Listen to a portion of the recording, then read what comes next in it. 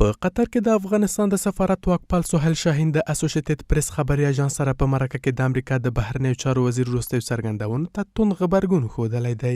ښاغلي شاهین له واشنګټن څخه غوښتي له تیر څخه درس واخلي او اسلامي امارت ته د خبرداری ورنه کړي.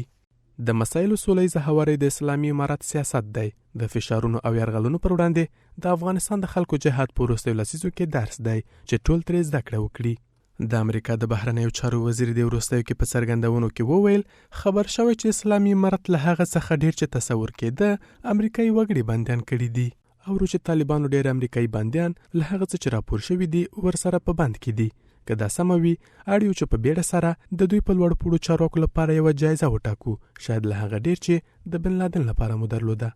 خو کارپوهان باور لري چې امریکایان د پلمې په لټه کې د ترڅو وکولای شي د افغانستان واکپال حکومت لا ډیر تر فشار لاندې راولي. یگانه راه حل تمام مشکلات فيما بین امارت اسلامی افغانستان و امریکا فقط گفتمان سیاسی است.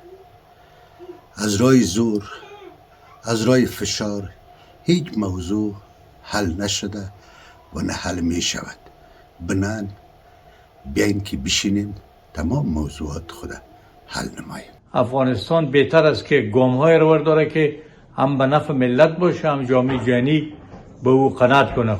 دغه غبرګون وروسته له هغه تر سره شوی چې د بایدن د حکومت په وروستۍ ورځ دوه امریکایي وګړي د اسلامي امارت د یوه غړي په مقابل کې تبادله شول. امریکا د وروستیو کې اعلان وکړ چې د افغانستان په ګډون بهرنۍ مرستې 90 ورځو لپاره بندي کړي دي.